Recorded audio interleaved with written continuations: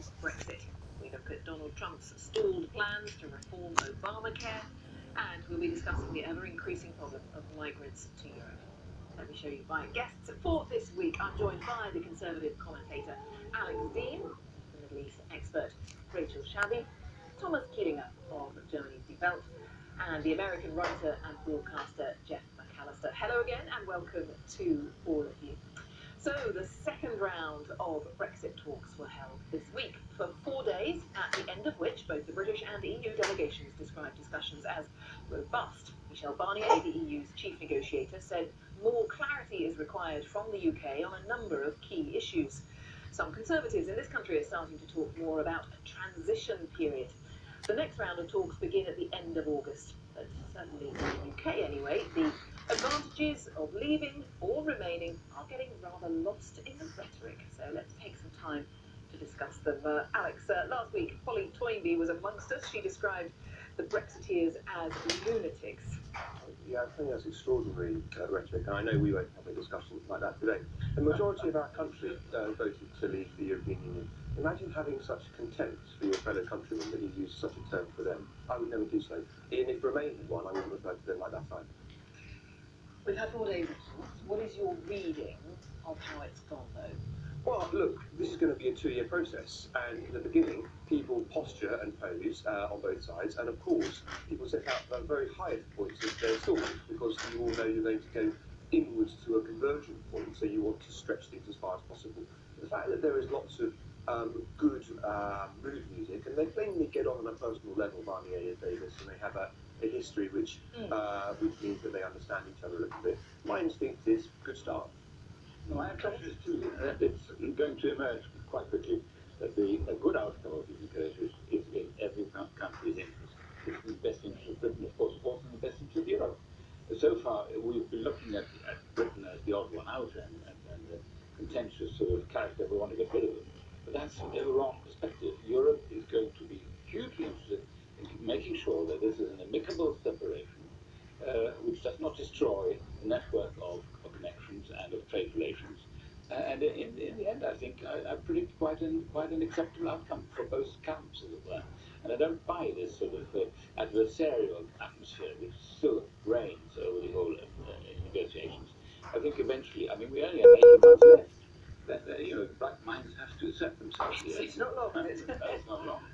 So I think the outcome will eventually be positive, except of course about the money, the separation issue, and the divorce bill that needs to be resolved, because there's a lot of anger attaching itself to money. There really is, actually. I mean, there's been so much focus on that. I mean, do you have confidence that that is just an inevitable sticking point that eventually will work out? Why is there so much anger around that? Do you think people who voted to leave just didn't realise that it was going to be even a thing, that there was going to be a bill? What's your take on it? It's inevitable that the subject arises. I mean, it's a large amount of money that plays, I mean, not to be too pejorative about it, we put in more than we get out. There's a large amount of money goes from the UK every year. The second largest net contributor to the EU is about to leave. Of course, it's going to be an issue. But I think that after some 40 years of partnership, and I don't normally see it phrased like this, but I'll put it like this, there's something slightly grubby about trying to grab the pennies as that group goes out the door. If it was right for us to join in the first place, and we can discuss that if you want, I'm convinced it's no longer right for us to be in now. But let's agree that we can part as friends and go on and have a reasonable relationship thereafter. It does seem like the shouting over a set amount of money, whatever that amount of money comes to be, is somehow slightly losing sight of the broader picture of the relationship between our country and our European friends and partners for generations to come. And I think if you think about it from that perspective, the demands for what in the end is going to be a relatively small amount of money, if ever paid, I think is a bit short-sighted.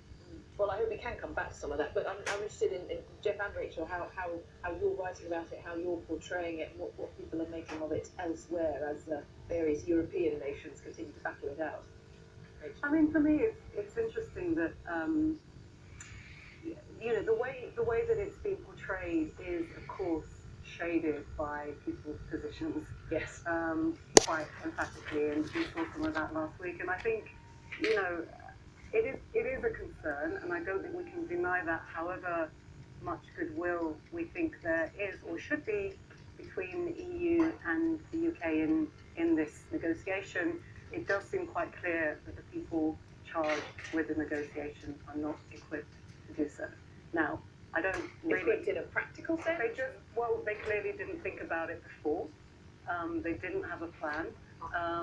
They're not, I don't think they're constitutionally or in terms of their personality very well equipped to deal with it. They don't seem like good negotiators.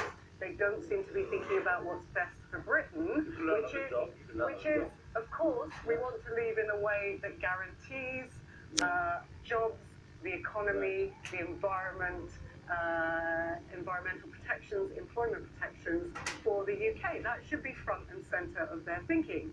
And in looking at the way the negotiation is going, it clearly doesn't seem to be the case. And I think it's okay. I don't think it's okay for people who wanted to remain to disparage those who voted to leave in this way. But I do think it's okay to say, actually, if the mood does shift, because this does seem intractable and impossible, it's perfectly acceptable for politicians to be sensitive and responsive to that. With you going into the negotiation, I don't know how you can say so definitively all the things you've just identified aren't coming about. It's like you see what you want to see when you look at those negotiations. Well, you see what you want to see, clearly. We're both coloured by our I began by saying it's too early to say how it's going. You began by saying, well, obviously all these things aren't working. Well, no, it's been a year, Alex. It's been a year, and we haven't heard anything that has progressed the conversation since we decided to leave. That's what I'm That's basing the it case on. of starting negotiations sooner, and I would agree with you if that's what you're saying. I'll come back to that. Just as the American perspective first. I think it's nice to hear the good mood music, but I fear that the practicalities are going to overwhelm the project. The fundamental differences will have to reassert themselves. Is there going to be free movement of peoples? Is there not? Is there going to be a re-entry into the common market in some fashion, in which it's done on a wholesale basis or done sector by sector, in which everybody gets vetoes?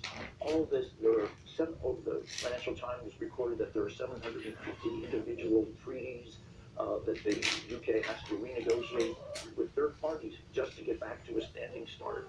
There aren't any people to do it. There's food safety, there's the movement of atomic products, there's a giant number of capillaries that need to be carefully pulled apart in the middle of this big political thing that's happening where